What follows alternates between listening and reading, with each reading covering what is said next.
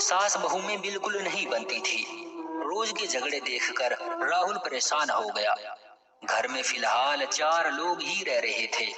राहुल, उसकी माँ, पत्नी और उनका एक बेटा। सास और बहू में एक जनरेशन का गैप था, तो कई बातों में अनबन होती रहती थी। राहुल की पत्नी सीमा हमेशा गुस्से में ही रहती थी। जब भी बहस होती तो एक ही बात को दोहराती रहती कि पता नहीं इस सास को और कितने दिन झेलना पड़ेगा। कहीं चली जाए तो मेरे जीवन में सुकून आ जाए। राहुल की माँ गीता ये सब सुनती तो उसे बहुत दुख होता। गीता का पति इस दुनिया से विदा हो चुका था। कई बार वो सोचती कि अपने पति के साथ उसका भी देहांत हो जाता तो कम से कम यहाँ रोज मरना न पड़ता। राहुल का सोचना ये था कि हर घर में ये सब होता ही रहता है। एक दिन ऐसा आ गया कि सीमा और गीता के बीच बहुत बड़ी बहस हो गई। बहस ने अपनी हद पार कर ली और सीमा बहुत आक्रामक हो गई और जो दिल में आया बोल दिया। गीता ये सब सहन नहीं कर पाई और अपने रूम में जाकर दरवाजा बंद कर लिया और रात तक बाहर नहीं आई। राहुल घर आया और माँ के बारे में पूछा तो सीमा ने कहा सो गई होगी। राहुल भी थक चुका था, इसलिए ज्यादा सवाल नहीं किए। रात में माँ को लेकर राहुल और सीमा में बहस होने लगी। सीमा बोली, माँ को वृद्ध आश्रम छोड़ाओ, इनका अब यहाँ क्या काम है। पूरा दिन अकेली रहती है, कोई काम भी ठीक से नहीं कर पाती, बोझ जैसे बन गई है। राहुल से ये सब बर्दाश्त नहीं हुआ तो चिल्लाने लग गया। उन्हें लगा माँ को ये सब सुनाई नहीं देगा। सीमा ने चिल्लाते हुए कह दिया, अगर ये औरत एक दिन से ज्यादा इस घर में रुकी तो मैं हमेशा हमेशा के लिए यहाँ से चली जाऊंगी और कभी वापस लौट कर नहीं आऊंगी। राहुल घबरा गया कि ये कैसा इम्तिहान है, माँ को इस उम्र में कहाँ और किसके भरोसे छोड़ दूं। और इधर पत्नी की धमकी, ये बातें गीता ने सुन ली थी, इसलिए उसने अपने कपड़े और जरूरत की दवाई पैक कर ली। पूरी रात राहुल सो नहीं पाया। अगले दिन रविवार था, इसलिए राहुल देर से उठा, लेकिन उठते ही उसने देखा कि हॉल में सामान पैक किया हुआ है और माँ कहीं जाने के लिए तैयार बैठी है। राहुल ने पूछा, कहाँ जा रही हो माँ? माँ ने कहा, मैं जा नहीं रही हूँ बेटा, मुझे भेजा जा रहा है। राहुल को सब समझ आ गया। राहुल बोला, माँ रात गई बात गई, छोड़ो कल की बात। सीमा चिल्लाई, आज अगर ये नहीं गई तो मैं चली जाऊंगी। गीता ने राहुल को प्यार से समझाया, बेटा तू मेरी वजह से अपना भविष्य, अपना घर मत बिगाड़, बस मुझे आश्रम छोड़ दे।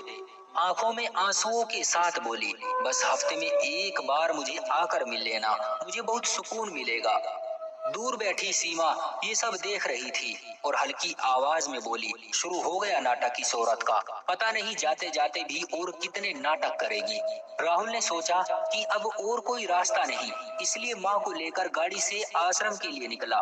पूरे रास्ते में राहुल प्यार से बात करने के बजाय माँ पर चिल्लाता रहा कि माँ, सीमा दिन भर सबका काम करती है, थोड़ा सा सुन लिया होता तो आज ये नौबत ना आती, थोड़ा सा सहन कर लिया होता तो आज तुम्हें आश्रम ना जाना पड़ता। इतना क्या गुस्सा करना, आपकी वजह से वो रोज परेशान हो जाती है और देखो आज नतीजा क्या हुआ। पूरे रास्ते में माँ ने एक शब्द तक नहीं कहा, बस आंखों से आंसू निकलते गए। राहुल बोला, माँ अब ये रोना बंद करो और कुछ दिन आश्रम में रहो, मैं सीमा को समझा लूंगा और जैसे ही वो हाँ बोल देगी तो मैं तुम्हें लेने आ जाऊंगा। इधर गाड़ी आश्रम पहुंची। माँ बोली, बेटा मेरी एक इच्छा है, पूरी करेगा क्या? राहुल अब थोड़ा सीरियस हो गया कि माँ अब क्या बोलने वाली है। माँ बोली, बेटा प्लीज अंदर मत आना, मुझे बाहर से ही छोड़ दो। राहुल ने जिद की, नहीं माँ, मैं अंदर आऊंगा और सब सेटल करके फिर जाऊंगा। माँ नहीं मानी। आखिरकार राहुल को झुकना पड़ा। राहुल के मन में ख्याल आया, आखिर माँ ने ऐसी अजीब बातें क्यों कही? कुछ तो गड़बड़ है, क्या अंदर माँ के लिए सब कुछ सही तो होगा ना? इस सोच के साथ पहले राहुल ने देखा कि माँ अंदर चली गई और फिर राहुल गाड़ी से बाहर निकला और वहाँ के सिक्योरिटी गार्ड से पूछा कि क्या आप इस महिला को जानते हो? तो गार्ड बोला, हाँ, लेकिन आप क्यों पूछ रहे हो? राहुल ने जवाब दिया, ऐसे ही।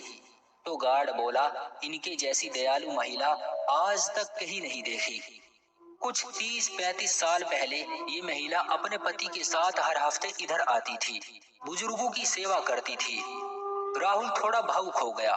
गार्ड ने आगे कहा, इनके बारे में एक बात बताऊं सर? राहुल बोला, जी हाँ बोलिए ना। गार्ड बोला, ऊपर वाला भी गजब है। राहुल ने पूछा, क्यों? तो गार्ड बोला, इस महिला की कोई संतान नहीं है। राहुल के होश उड़ गए। बोला, क्यों, ऐसा क्यों बोलते हो? गार्ड बोला, सर जी, इनकी कोई संतान नहीं है।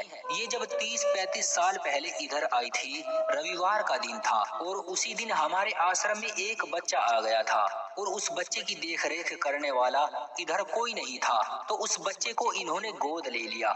बहुत ही खुशनसीब बच्चा होगा, पता नहीं अब कहाँ है। राहुल घुटनों के बल जमीन पर गिर पड़ा। गार्ड ने संभालते हुए पूछा, क्या हुआ सर? राहुल बोला, मैं ही वही पापी बच्चा हूँ जिसको इन्होंने गोद लिया था। मैंने ये कितना बड़ा पाप कर दिया। इस पश्चाताप के बाद राहुल अंदर भागा और बिना कुछ बोले, बिना कुछ सुने हाथ खींचकर माँ को गाड़ी में बिठाया। माँ कुछ बोलती उससे पहले ही राहुल ने कहा, एक शब्द नहीं सुनूंगा मैं अब। माँ को एहसास हो गया कि शायद राहुल को सब कुछ पता चल गया है। घर पहुंचकर राहुल ने पत्नी सीमा को पूरी कहानी बताई। अंत में राहुल ने कहा, अभी तक तो माँ हमारे साथ रह रही थी और अब ये घर माँ का है। हम माँ के साथ रहेंगे। यदि किसी को दिक्कत है तो वो घर छोड़कर जा सकता है। राहुल और सीमा ने माँ के पैर पकड़े और माफी मांगी। दोस्तों, सब कुछ होगा तुम्हारे पास, दौलत, शोहरत, मगर सुकून नहीं होगा, क्योंकि सुकून तो माँ के आंचल में होता है। उस आंचल को कभी बिखरने मत देना। दोस्तों, आपका इस कहानी के बारे में क्या कहना है? कमेंट करके हमें जरूर बताएं। वीडियो को लाइक कर दीजिए और इसी तरह की कहानियां लगातार देखने के लिए चैनल को सब्सक्राइब करके घंटी को दबाकर ऑल पर सेट कर लीजिए, ताकि आने वाली वीडियो का नोटिफिकेशन आपके पास तुरंत पहुंचे। मैं मिलता हूं आपसे अगली वीडियो में, तब तक के लिए धन्यवाद।